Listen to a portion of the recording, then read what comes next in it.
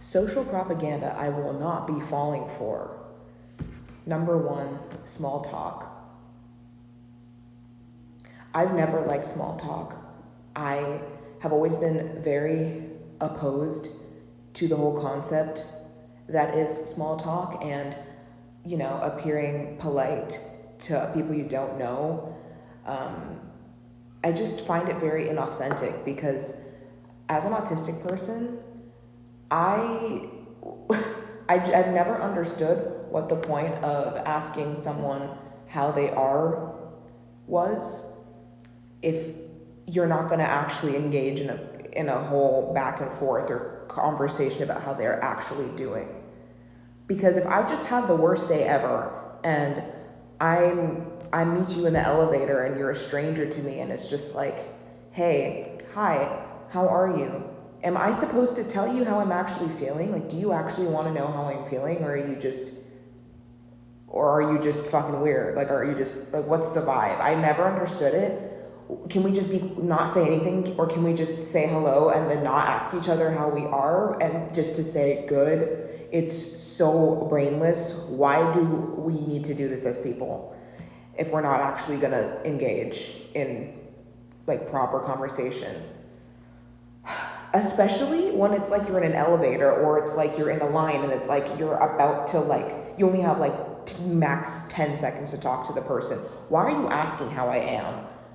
Like, am I gonna get cut off in the middle of my sentence? Fuck that. Okay. Number two, wanting friends. I have been guilty of this, actually. When I was younger, I had a very hard time being alone on my own because I felt that I was merely a reflection of the people that I talked to the most, and I did not really know who I was outside of interacting with other people. In high school, I got put into, but in high school, I kind of had to face my worst fear. And in 11th grade is where I really had to sit with the fact that actually I am very uncomfortable being on my own, yet I don't really have a choice right now. So yeah, I guess in 11th grade is when I kind of just stopped constantly having people around, and I stopped hanging out with people like that. But yeah, I would say wanting friends is just I'm so happy I don't feel the need for more people in my life. And mind you, I have like 1 to 3 friends, mainly one, but I mean, I have one best friend who I met like before high school started. And we've been friends for almost a decade now. But outside of that, I have like 2.5 friends that I'll like catch up with, talk to at times. But nothing crazy. Like, I'm not hanging out with them constantly. I'm not big on hanging out either. That's like another thing. But yeah, wanting friends has always kind of just been, not always, but I guess like not recently. Oh my God, words, I'm tired. Wanting friends for me feels really silly because I am not where I want to be in my life. I'm very much moving towards where I want to be, and friends just feel like a distraction. I'm all for social connection. I'm all for like connection with the right people, but having friends for the sake of having friends just feels really pointless to me. And it's always baffled me when people are like, oh, I want more friends or whatever. Like, there was this dude that I was sort of like, that I kind of befriended in like college or whatever, and that's like, he would talk about this all the time. Like, when I'd be hanging out with him at school between classes, whatever, he'd constantly be bringing up the fact that, oh, I want more friends. Like, bro, you have one right in front of you. Like, what is it about wanting more friends? Are you having a hard time being on your own? And I'm assuming yes, because that was what my problem was back then, at the start of high school. So yeah, I think wanting friends for the sake of just tuning out yourself and just having people to distract you from your unokayness with sitting with yourself is not good. And I've also been disappointed by many friendships and many relationships. I've had a very hard time navigating friendships as an autistic person. And I guess I've had such bad experiences that have somewhat left a big mark and have just completely discouraged me from seeking out any more friends, because I'm always thinking, like, in the back of my mind that, like, oh, like, I'm just going to be disappointed anyway. Like, they're not going to live up to my expectations. I'm a very black and white thinker. I also do deal with obsessive compulsive disorder as well. So, and autism. So it's like, I'm a very black and white thinker, and I'm either all in or I'm completely out. Once somebody does something that just doesn't add up in my brain, I can't get over it. And a lot of the time people don't want to sit and explain themselves, and they don't want to figure shit out. They rather just walk away. And so I've just stopped trying, and I'm okay with that, because again, I'm not big on hanging out. I don't need any distractions from where I'm trying to go. I don't feel like there's a need for me to have friends. To do what? I'm not gonna go to the bar and watch you drink. I don't drink either. Like, I'm not gonna hang out with you and waste time. You know what I mean? I can make a whole nother video about, like, friends and social interaction, but I don't know. For me, things have always been goal oriented. I don't really like just befriending people that I find I have, like, there's not much, like, there's no shared goal in mind, you know? I'm a very ambitious person, and I find that if I'm talking to people that don't share that same ambition for life or their goals, I just don't even want to, I don't want to continue to socialize or whatever, because I just find it pointless. And, like, same with hanging out. I find it pointless unless there's, like, a goal, which a lot of the time people just want to hang out just for the sake of shooting the shit, and I don't like doing that. So anyways, I could talk more about that in another video. I don't know, comment, whatever, if you want to see that. Number 3, being the bigger person.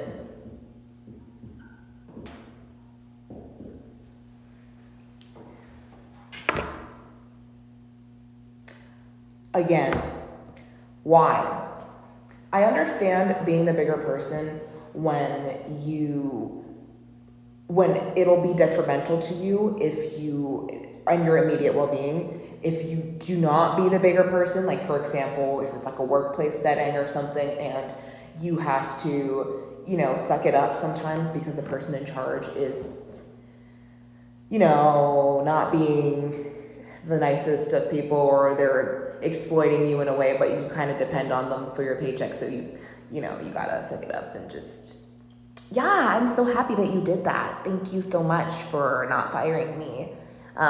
So yeah, I understand it for that. But I mean, I've always been raised with the whole morale of being the bigger person towards people in situations that feel unjust or that are unjust. My mom's always been like, yeah, just show them how to be a nice person. Just be kind to them. Bro, why? Why? I've never understood that. I mean, I don't want to be a bitch to people, but sometimes I fear that returning the same energy is warranted, and especially to inconsequential types of interactions or situations, people that are just peers or acquaintances or just even friends. Why do you need to be the bigger person if somebody is disrespecting you or overstepping your boundaries, or just putting you down, or just being a Debbie Downer in general? You can return the same energy. Coworkers too. Why? What is the point of being a ray of sunshine to somebody that is clearly just doesn't deserve your energy? I don't know. I've never understood that. So being the bigger person when being the bigger person when it's not a consequence to you or your well-being, I am very iffy about. I will not be falling for that. Thank you. Next. Number 4, befriending your coworkers. Please stop befriending your coworkers. I learned this the hard way. Most of the people I've worked with have been very questionable. I don't know why that's an ongoing theme in like the service industry, that your coworkers are just like unhinged or NPCs a lot of the time. Not always, but for some reason, I have been in this situation far too many times, and it has started to become a pattern. Coworkers are not your friends. And as somebody who's very literal in my understanding of things and like in my perception of things, and I take everything very literally, not on purpose. It's just my brain has trouble finding nuance without a little bit of help. So that being said, so many times when I've started a new job, or a new coworker gets hired while I'm already at the job, and they're being nice to me, and they're being like, oh, of course, if you need any help, just let me know. Whatever. I would always take that to be that they are the nicest person ever. And how are they so nice? Oh my God. Well, they're being so nice, and they're always like, oh, you're good, no worries. And I always just took that to be like, wow, like these people really care about me. Like they're really here for me. I can tell them, like I could actually be honest with them about my experience working here, and I could tell them things about my life and about me, and maybe we could like be friends and go hang out after or some shit. Oh my God.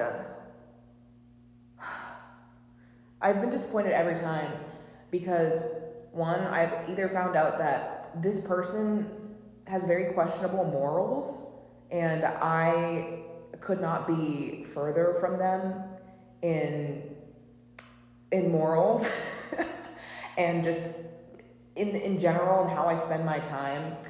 I do not align with this person in any way, and it's actually very easy to be fake nice for people. For the average person, it's pretty easy to play nice. It doesn't mean you're actually nice.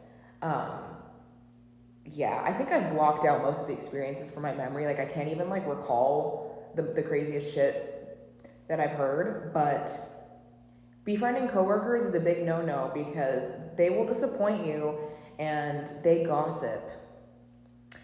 And for me, I think most of the time, my coworkers thought I was really dumb, or that I was like an airhead, or like I was weird or something. And I think that might have been again, like being neurodivergent and just, I guess, being naive in the sense of like taking things super literally and kind of just, being there to do my best and not upset anyone.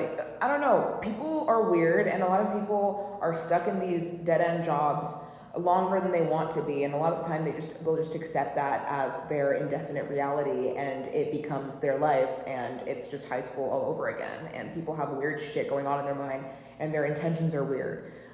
Whereas I was just there because I needed a part-time job when I was in high school or when I was in college. I needed like somewhere to work on the weekend for a day or two. Anyways, that being said, befriending coworkers is scary, and I have been disappointed so many times. Actually, the last serving job I had, or one of the last serving jobs I had, I quit right after an insane altercation with this batshit crazy coworker, who I thought was actually supposed to be a really nice person because of how she would talk to me at work, and she'd be like, and she was a professional server, mind you. She was I think she was like in her early 30s, and she was, what's the word? She was super, I don't know how to, you have to understand what I'm saying. If you get offended by this, please click off the video. But the servers that are like low-key the worst types of people, but the best types of servers because of how fake they are. Yes, this is the archetype of the coworker that I quit because of. She was the nicest server to everybody else. Everybody would always be like, oh my God, thank you so much. Oh, I'm going to write an amazing review. She'd get her Google reviews written about her because she was such a good server. Nothing going on behind her eyes, mind you. Insane anger management issues. So scary. It's like I witnessed her mask completely just disappearing once my boss would go home and I was stuck with her. So fucking scary, because again, I was naive, and this was like a year ago. I was naive and I thought, oh, like, of course she's like a nice person. No, why would she have any malicious intentions? Why would she, why would she be trying to be manipulative, or why would she be waiting until my boss left in order to show her true colors? It's just, like, I thought people were nice. No, this bitch was crazy, and she fucking screamed her face off at me because of like cutlery or some shit. It was insane, and my boyfriend had to like step in because she was being insane to me. And again, it just felt like a big shock to my system, because what do you mean you're insane? I thought you were nice. Discernment has left the chat. Do not believe your coworkers to be nice people. Sometimes they are, but a lot of the times they're not. I'm not saying every coworker is not nice, but man, just take it as they are not nice until they prove you wrong. And even when they prove you wrong, be careful. Okay, next. You'll find your true friends in college. No, you will not. You will not. I mean, maybe you will. But stop believing people that tell you that. Because when I was in middle school, adults in my life would be like, oh, in high school, you'll find better friends. People are going to start being nicer to you in high school. The girls are going to be way easier to understand and more generous and nice in general in high school. No, they were even fucking meaner than in middle school, okay? College is not some magical place that they go there and they're just magically more well-rounded humans. Like, literally, no, that was not my experience. Cliques galore, okay? There were cliques everywhere, and people were still the same as high school, even the adults. I mean, some people were a little bit better than the people I went to high school with, but it was still the same vibe. And I had a lot of trouble clicking with people, no pun intended, because people were so cliquey. And maybe this might not be everyone's experience, because I guess that saying had to come from somewhere, so maybe someone had the opposite experience. But just take it from me as somebody who, again, is neurodivergent and was just seeking, I don't know, one or two worthwhile friendships with well-rounded people in college. I didn't find that. So don't go into college thinking that you're magically gonna find better friends. School has nothing to do with it. People are still people, and they don't just change because they're in a different establishment. That being said, I don't know where you'd find better friends. So, anyways, next. Number 6, being alone is sad. No, actually, being alone is so restorative for me. I actually would rather be alone most of the time than with other people, with the exception of my inner circle. But even my inner circle, who is very tight-knit and consists of literally like 3 people, I still like to be alone a lot of the time, because to be alone is to be within my inner world that I've created for myself. I get to be in my delusions. I get to be, and my delusions, by that I mean I get to be within my, what's the word? My dream life, and I get to be delusional that everything is always working out for me. Not that I can't do that around other people. I definitely can.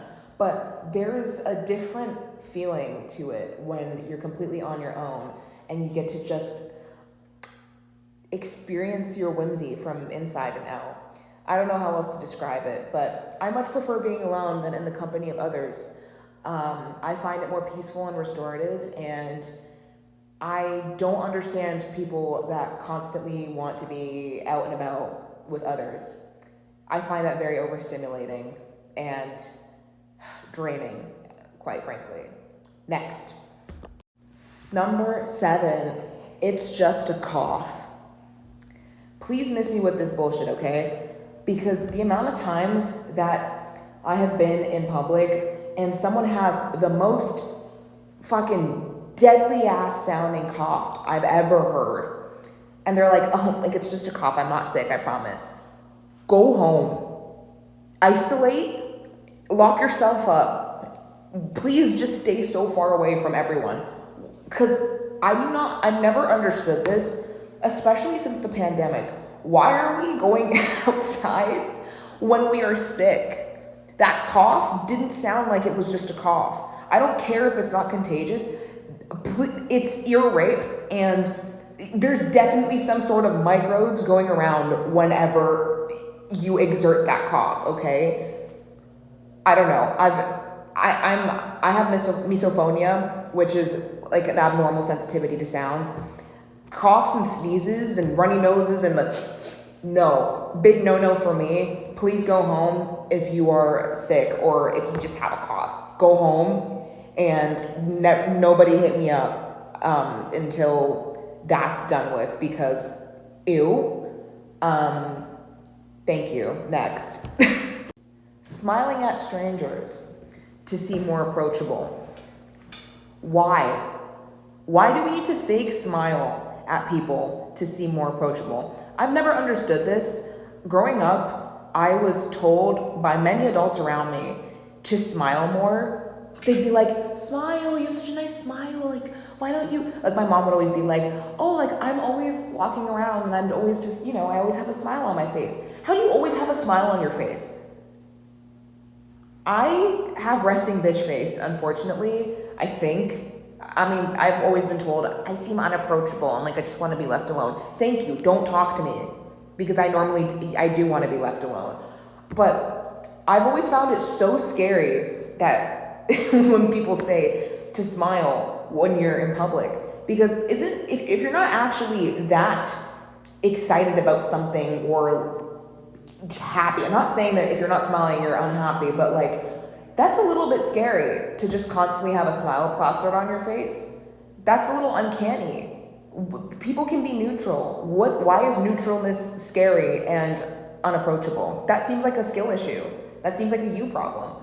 I don't think that smiling, constantly having to have a smile on your face, does anything but scare people away. I've tried that before, and I have always felt so weird and conflicted, and it didn't change the outcome. People still didn't talk to me, so I don't know. I think smiling at strangers to seem less intimidating is weird. Another thing that happened to me that kind of scarred me was in first grade.